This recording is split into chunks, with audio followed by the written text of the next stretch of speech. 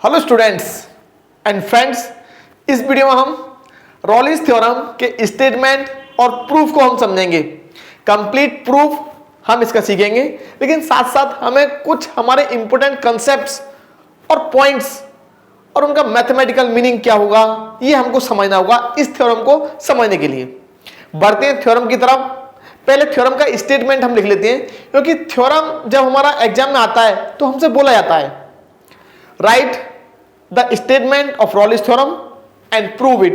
मतलब सबसे पहले हमें इसका स्टेटमेंट लिखना होता है, फिर उसे हमें प्रूव करना होता है। तो सबसे पहले स्टेटमेंट को हम लिख लेते हैं। थ्योरम का स्टेटमेंट क्या है? रॉले की प्रमेय का, रॉलिस थ्योरम का, राइट। स्टेटमेंट हमारा होता है statement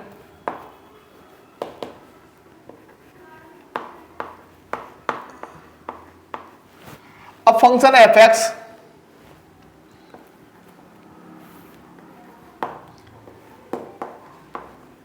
a function f(x) is number one. सबसे पहले हमारा होता है कंटिन्यूअस। कैसा होता है? Continuous. First, continuous in the closed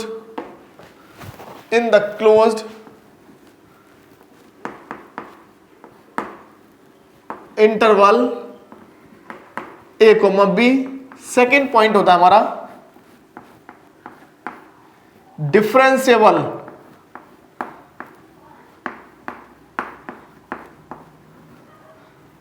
in the open interval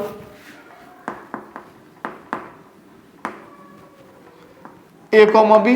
और इसका मीनिंग हम इस प्रकार भी लिख सकते हैं कि f dash x exist, f dash x exist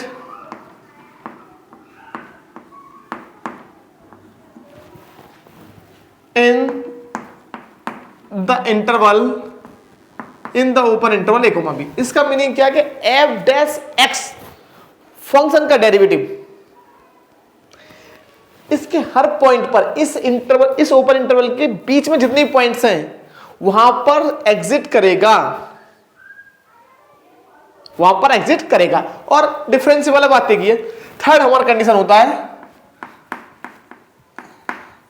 F of a is equal to F of we.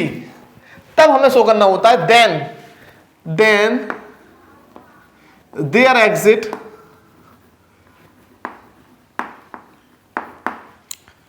at least one value c of x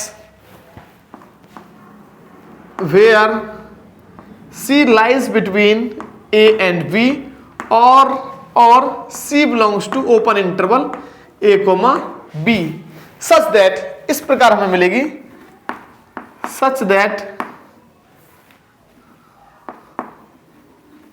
F dash C is equal to 0। अब इसका मीनिंग हम समझ लेते हैं। देखिए हमारा जो function होगा, फंक्शन तीन कंडीशन को सेटिस्फाई करेगा। सबसे पहला, फंक्शन कंटिन्यूअस होगा, फंक्शन डिफरेंशिएबल होगा, f of a equal to F of b होगा, तब then there exist at least one value c of x, x की एक वैल्यू सी इस प्रकार से होगी कि सी हमारा open interval a comma b में होगा और सी हमारा ए और बी के बीच में होगा। इस प्रकार f dash C is equal to 0 ये हमको शो करना है। इन तीन कंडीशन की हेल्प से इस रिजल्ट को हमें शो करना है कि कम से कम एक सी हमें मिलेगा। किस प्रकार कि f dash C is equal to 0 होगा। ये आपका रॉले का प्रमेय। अब होता क्या है कि हमें हर कंडीशन का, तीन कंडीशन हमें गिवन है, हर कंडीशन का हमें एक सिस्टमेटिक वे से हमें यूज करना है। सबसे पहले यूज करते हैं कंटिन्यूटी का। कंटिन्यूटी का मीनिंग क्या? देखिए हम आपको होता है कंटिन्यूटी का मीनिंग क्या है भाई, इसका हम यूज करेंगे। कंटिन्यूटी का मीनिंग ये होता है सिंस, प्रूफ हम इसका सीखेंगे, बड़ा ही गजब का हमारा रिजल्ट है ये। Since F x is continuous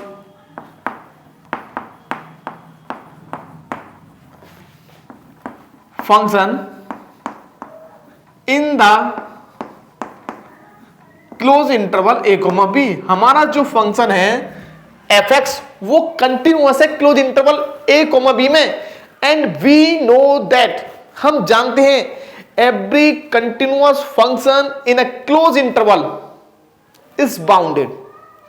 प्रत्येक कंटिन्यूअस फंक्शन बाउंडेड होगा क्लोज इंटरवल ए बी के लिए या फिर किसी भी क्लोज इंटरवल के लिए।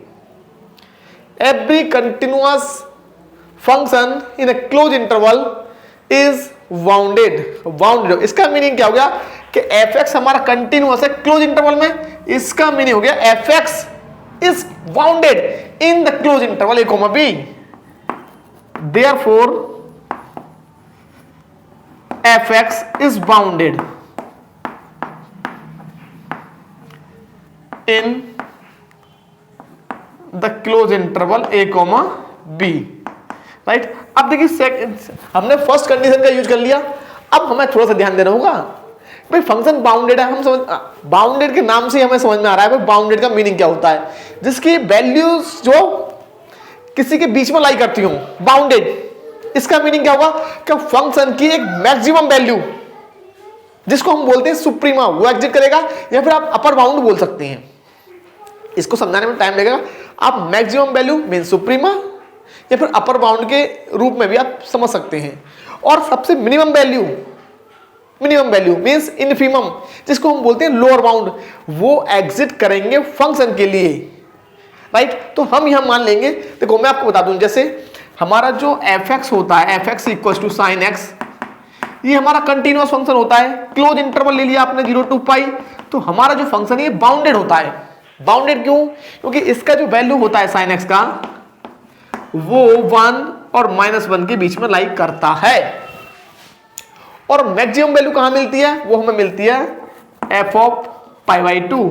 मीन्स अगर हम इसको डिग्री में लिखेंगे तो F of 90 degree means sign 90, और ये हमको मिल जाएगा 1, राइट। ये हमको क्या मिल जाएगा? 1। तो मतलब सुप्रीमम और इन्फीमम वैल्यू हमें मिलेंगी वहां पर, राइट। या तो सुप्रीमम मिल जाए या इन्फीमम मिल जाए या फिर दोनों मिल जाए, मिलेंगी, मतलब बाउंडेड होगा। बाउंडेड का मीनिंग क्या? बाउंडेड का मीनिंग तो यही है कि दोनों ही मिलेंगी, सुप्रीमम भी और इन्फीमम भी, राइट। तो हम मान लेंगे लेट सुप्रीमम दोनों मिलेंगी, supremum of f x is equal to m and infimum of f of x. भाई बाउंडेड का मीनिंग क्या? हमें दोनों वैल्यूज मिलेंगी, राइट। अब आपको समझना होगा थोड़ा सा, देखिए सेकंड पॉइंट हमें समझना क्या है कि दो केस हमारे बनते हैं भाई, या तो हमारा जो स्मॉल m है वो कैपिटल M के इक्वल हो जाए, देन या तो कैपिटल M स्मॉल m के इक्वल होगा, और या फिर हमारा जो कैपिटल M है वो स्मॉल m से डिफरेंट हो जाए। तो हमने केस 1 हम लेके चल रहे हैं सबसे पहले। केस 1 में हमारा क्या है? Case 1 m if m is equal to m, हमारा जो फंक्शन है उसका मैक्सिमा सुप्रीमा इनफीमम के इक्वल है, क्योंकि बाउंडेड है तो मैक्सिमा भी और मिनिमा मीन सुप्रीमम और इनफीमम दोनों एग्जिट करेंगे। और एग्जिट कर रहे हैं तो पहला केस हमने लिया कि इक्वल और दूसरा लिया अनइक्वल। तो इक्वल वाले में यदि मैक्सिमा मीन सुप्रीमम इनफीमम के इक्वल हो जाए तो क्या होगा? इसका मीनिंग ये हो गया कि सुप्रीमा इनफीमम के इक्वल है। अगर मान लो हम लेते हैं एफ एक्स इक्वल टू 6, अब आप इमेजिन कीजिए, अच्छा पहले तो हमने तो लिख दिया, खैर इमेजिन कीजिए कि अगर किसी फंक्शन का सुप्रीमम इनफीमम के इक्वल है तो कब पॉसिबल है? ये संभव तब होगा जब हमारा फंक्शन x पर डिपेंड ही ना करे। x पर डिपेंड नहीं करेगा। अगर हम f ऑफ 1 निकालेंगे तो 6 मिलेगा, f ऑफ 2 निकालेंगे तो 6 ही मिलेगा, f ऑफ 3 निकालेंगे तब भी 6 मिलेगा। इसका मीनिंग क्या है कि फंक्शन डिपेंड ही नहीं करेगा, सुप्रीमम भी यही और स्मॉल m इनफीमम भी यही। इसका मीनिंग हो गया कि जब capital M equal to small m then function will be a constant function. हमारा जो फंक्शन होगा वो एक कांस्टेंट फंक्शन हो जाएगा, राइट। तो इसका मीनिंग क्या है कि m is equal to capital M, then f of x is equal to constant, right. और fx is equal to constant, इसका मीनिंग क्या हो गया कि f dash x is equal to 0 for all x belongs to a, v। x की सभी values के लिए फंक्शन का डेरिवेटिव 0, और हमें तो कोई एक वैल्यू चाहिए थी x की जिस पर फंक्शन का डेरिवेटिव 0 हो जाए। यहां तो बहुत सारी वैल्यू मिल रही है, इसका मीनिंग क्या, रॉलिस theorem is proved. रॉलिस theorem prove हो गई फर्स्ट केस में, hence proved, right. First case हमारा फिनिश हो गया। केस सेकंड, अब केस सेकंड को समझ लीजिए, हमने फर्स्ट कंडीशन का यूज कर लिया, राइट। अब हम यूज करने वाले हैं थर्ड कंडीशन का। थर्ड कंडीशन का हम यूज करेंगे, यहां हमें थोड़ा सा स्ट्रेस देना होगा। If capital M is not equal to small m। अब हमें यहां पर थोड़ा सा देखो, मैं जो बताऊंगा ना वहां पर आपको स्ट्रेस देना होगा, समझना होगा, पॉइंट पर आपको पहुंचना है जहां मैं पहुंचाना चाह रहा हूं। देखो अगर मैं ये मान लूं, मैं मान ले रहा हूं, चलो ये मैं मान ले रहा हूं, आपको बता रहा हूं कि हमारा जो स्मॉल m है वो कैपिटल M के इक्वल है, सॉरी f ऑफ a के इक्वल है, और f of a f of b के इक्वल है।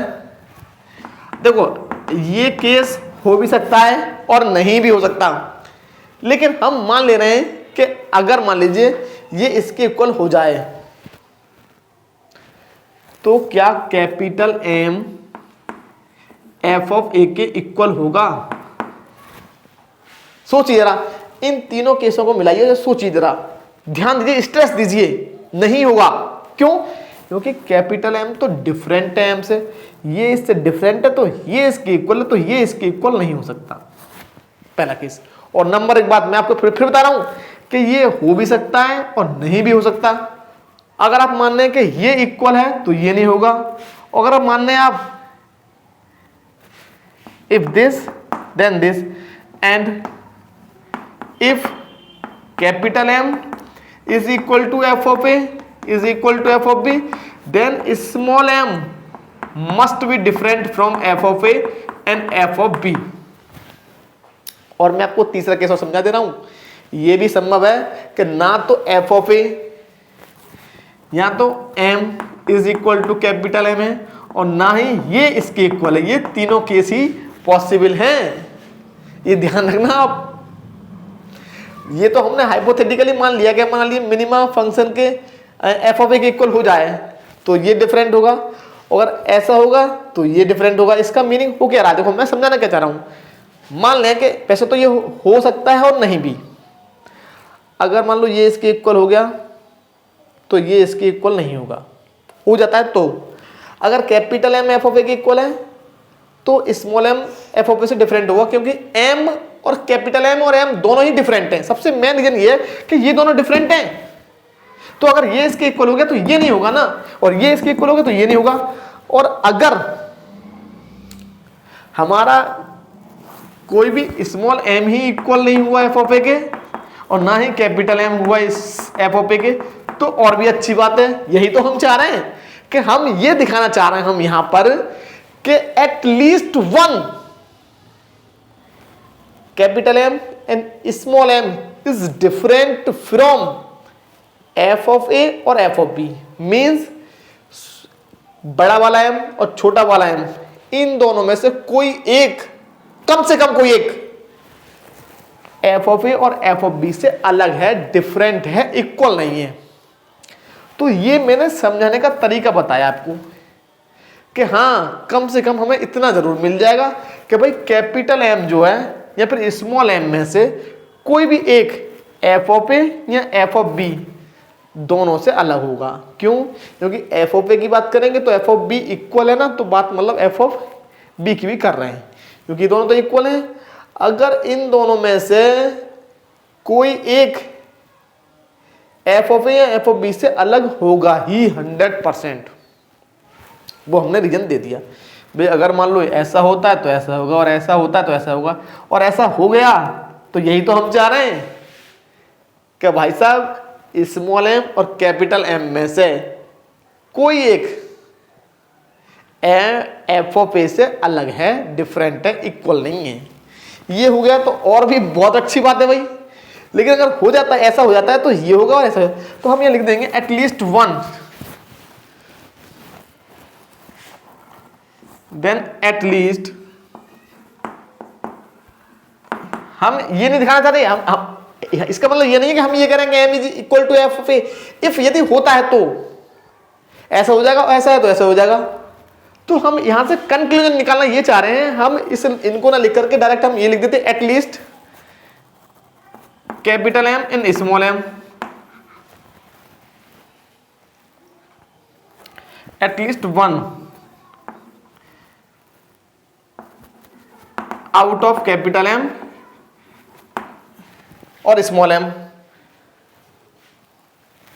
इज डिफरेंट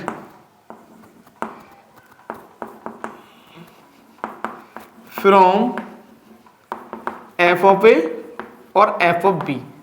भाई एफ ऑफ ए का मतलब तो एफ ऑफ बी है ना, तो आप इसको लिखें या ना लिखें, क्योंकि F of A F of B के इक्वल है ना। At least one out of capital M and small M is different from F of A, मतलब इन दोनों में से कोई एक इस एफ ऑफ ए से डिफरेंट होगा। ये सबसे हमारा बड़ा मुद्दा था कि होगा किस प्रकार, वो इस प्रकार होगा, ऐसा हो गया तो ऐसा होगा, ऐसा हो गया तो ऐसा हो गया। अगर ना तो ये है ना ये है तो और भी अच्छी बात है, अनइक्वल हो गए। हम इस कंक्लूजन पर पहुंचने चाह रहे थे, ये हमने इसलिए समझाया, राइट। अब आप मान लीजिए भाई लेट, हमने मान लिया, यहां से समझने का प्रयास कीजिए कि capital M is different from F of A, ये हमने मान लिया। और सेकंड केस और बनेगा इसमें कि small M is different from F of A, तब क्या होगा, वो केस हम उसको सिमिलरली लिख देंगे। आप उसको सिमिलरली लिख देना, उसको हम सिमिलरली लिख देते हैं प्रूफ के लिए, है ना। बाकी सब आप करना चाहें तो कर सकते हैं उसके लिए।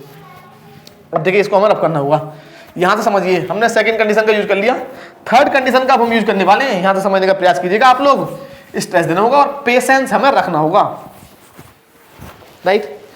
अब आपका एम क्या है, सुप्रीमा। अब जो सुप्रीमा है वो इस इंटरवल ए कोमा बी के किसी पॉइंट पे तो मिलेगा, वो हमने मान लिया let C belongs to A comma B such that, और इस प्रकार है कि F of C is equal to capital M, F of C जो कैपिटल एम के इक्वल है। इसको मैंने हाईलाइट कर दिया है ना, आप समझने का प्रयास कीजिए जरा। सी कहां पर है, C belongs to A comma B. मैं ये कह रहा हूं कि अगर मान लो ये आपका ए है, ये आपका बी है, और हमने बोला है C belongs to open interval, इसका मीनिंग क्या है, सी जो है ए और बी के बीच में है। बीच का मतलब ये नहीं एकदम मिडिल में है, मतलब यहां पर भी हो सकता है, यहां यहां यहां यहां, या फिर इसके बहुत ज्यादा क्लोज हो सकता है। कितना भी क्लोज हो जाए, मान लो यहां पर है, तो हमें कम से कम इससे आगे एक नंबर और इससे पीछे एक नंबर हमें मिल सकता है। मान लो यहां पर है सी, तो इससे आगे एक नंबर सी प्लस एच और इससे पीछे एक नंबर सी माइनस एच, हमें 100% मिलेगा, क्योंकि सी उसके बीच में लाई कर रहा है ना। C lies in the open interval a comma b, end point में नहीं है, एंड पॉइंट नहीं हो सकता, ओपन इंटरवल बोला है, एंड पॉइंट तो शामिल ही नहीं है हमारे बी और ये ए। तो हमें सी प्लस, अच्छा एच क्या है, H is very small but positive real number. अब हमें लिखना हुआ then C plus H belongs to A comma B and C minus H is also belongs to A comma B, where H is very small but positive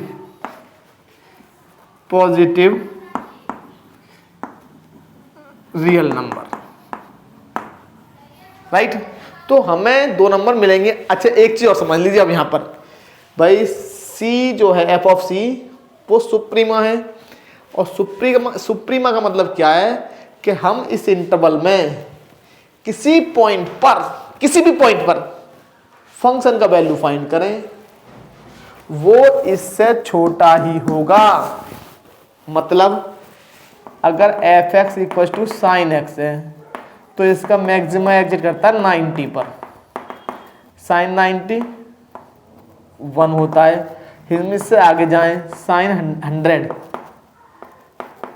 इससे आगे मतलब हमने इससे आगे चले गए मतलब सी प्लस एच, तो साइन 100 कितना आएगा, जो भी आया लेकिन लेस देन 1 ही होगा, क्योंकि साइन का मैक्सिमम वैल्यू 90 पर मिल रहा है, तो साइन 100 लेस देन 1 होगा, आप जानते हैं। और अगर हम एफ ऑफ 80 निकालें, यहाँ 90 से पीछे जाएं आगे, दोनों पर हमें जो वैल्यू मिलेंगी वो लेस देन 1 ही मिलेंगी, ये हमें समझना तो यहाँ पर, राइट।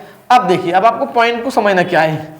सेकेंड पॉइंट हमारा ये है कि इसको हम रब कर दे रहे हैं, यहाँ तक तो हम पहुँच गए, इसको भी हम रब कर दे रहे हैं अभी फिलहाल के लिए, राइट। अब देखिए समझना क्या आपको कि F of C plus h जो होगा वो एफ ऑफ सी से छोटा होगा, क्योंकि एफ ऑफ सी हमारा जो है वो है maxima means suprema, and F of C minus H is also less than और equal to F of C, क्योंकि एफ ऑफ सी हमारा सुप्रीमम है। एफ ऑफ सी सबसे बड़ी वैल्यू है फंक्शन की इस इंटरवल में, तो हर पॉइंट पर, इसके हर पॉइंट पर, किसी भी पॉइंट पर फंक्शन का वैल्यू इससे तो छोटा ही होगा हमेशा, राइट। इसको आप इधर लेके आइए, f of C plus H minus F of C is less than 0 and F of C minus h minus F of C is less than 0। H से डिवाइड कर दो, डिवाइडेड बाई एच, तो हमें क्या मिलेगा, हमने यहाँ एच से डिवाइड किया, यहाँ भी एच से डिवाइड किया, and F of C minus h minus F of C upon H is less than 0, right. अब देखिए समझिए थोड़ा, यहाँ पर स्ट्रेस दीजिए, मैंने यहाँ पर लिखने वाला हूँ taking limit, taking limit as h tends to 0, h tends to 0 limit ले लीजिए यहाँ पर, तो ये तो हमारा 0 हो गया ना, हमने यहाँ पर भी एच 0 से, भाई इसका मीनिंग क्या है, 0 अपॉन एच, मतलब मैं डायरेक्ट 0 कर दूँ, इस लाइन को आप खुद लिख लीजिएगा, राइट। आप समझ ना। अच्छा एक पॉइंट अभी हम लिमिट लेंगे, बस जस्ट अ मिनट। देखिए इसको तो मैं सेम लिखने वाला हूँ, F of C plus H minus F of C upon H is less than और equal to 0 and F of C plus H minus F of C C minus H upon minus H is greater than 0। जैसे ही मैंने यहां पर minus से multiply किया इधर, तो ये इनइक्वालिटी चेंज हो जाएगी। अब मैं ले रहा हूं limit, taking limit as h tends to 0, तो ये क्या हो जाएगा, limit h tends to 0 f of C plus H minus F of C upon h less than 0 and limit h tends to 0 f of C minus h minus F of C upon minus h greater than 0। ये complete हमें दिखना चाहिए। अब जरा बताइए हमें ये क्या बन गया, कंप्लीट हमें दिखना चाहिए भाई, हाँ अच्छे से दिख रहा है एकदम बढ़िया। तो ये क्या हो गया हमारा, R F dash c, right hand limit, right hand differentiability at x equal to 0, और ये हो गया हमारा and left hand differentiability, sorry ये लेस का साइन आएगा, यहां पर आएगा ग्रेटर का साइन, राइट।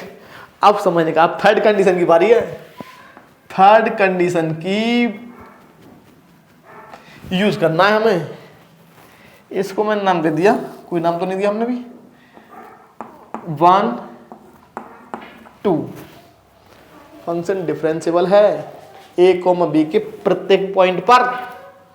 इसका मीनिंग क्या होगा कि R F dash C is equal to L F dash C होगा 100%, since F x is differentiable in the interval a, b, तो सी भी तो a, b के बीच में है, तो अब हम ध्यान से देखें तो फर्स्ट, सेकंड और थर्ड तीनों का कंबाइंड मीनिंग क्या हुआ।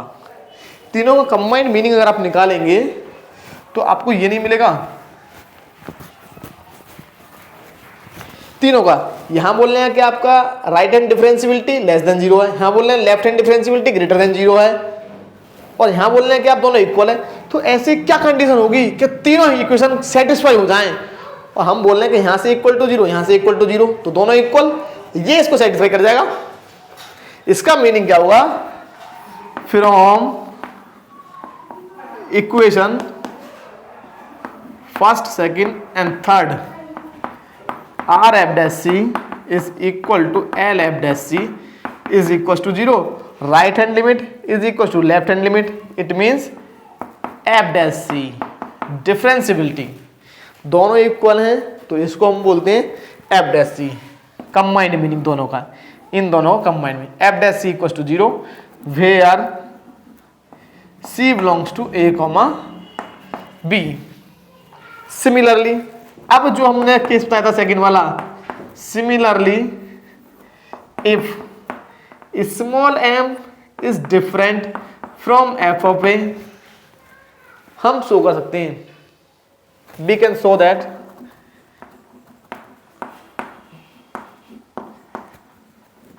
F dash C is equal to 0। ये हमारा कंप्लीट प्रूफ होता है। देखिए इसके लिए हमें शो नहीं करना, सेम आएगा। अंतर क्या आएगा कि जो हम यहाँ पर, इसके लिए हमें सिमिलरली लिखना होगा। हमें इसके लिए similarly we can show that F dash C equal to 0 if m is different from F of A. ये हमें लिखना होगा, हमें इसके लिए प्रूफ नहीं देना, डायरेक्ट कर दीजिए, क्योंकि सेम आएगा। जैसे मैं आपको बता दे रहा हूँ, हल्का सा आइडिया दे रहा हूँ, जहाँ प्रूफ करना ही नहीं है नंबर एक बात, क्योंकि हमें ये लाइन लिखना है इस प्रकार। अगर समझना है तो हम समझा देना, करना आपको यहीं तक है, ये एंड हो गया इसका। अगर हम लेते हैं ये वाला case, m is different from F of A, तो हम लेते हैं F of C is less than F of C plus H is less greater than F of C, ये वाला केस लेना होता। और F of C minus H is also greater than F of C. एक minute सो रहा है, तो हमें ये केस लेना पड़ता, क्योंकि इस केस में क्या है कि एफ ऑफ सी को ना हम मानते स्मॉल m के इक्वल, तो ये मिनिमा होता, और मिनिमा होता तो ये हर वैल्यू से इसके बीच में फंक्शन की जो वैल्यू होगी हर पॉइंट पर वो एफ ऑफ सी से बड़ी होगी। तो इस केस में ये बड़ा आता, ये छोटा आता, और यहाँ पर फिर से भाई, तो सेम हमें 0 वाला केस हमें लेना पड़ता। अगर आप करना चाहें तो, करना नहीं है वैसे, डायरेक्ट लिखना होता है similarly. Okay students and friends, मिलते हैं नेक्स्ट वीडियो में। अगर आपको हमारा वीडियो अच्छा लगा हो तो हमारे चैनल को सब्सक्राइब कीजिएगा और हमारे वीडियो को लाइक शेयर कमेंट कीजिए। ओके नमस्कार, धन्यवाद, मिलते हैं नेक्स्ट वीडियो में।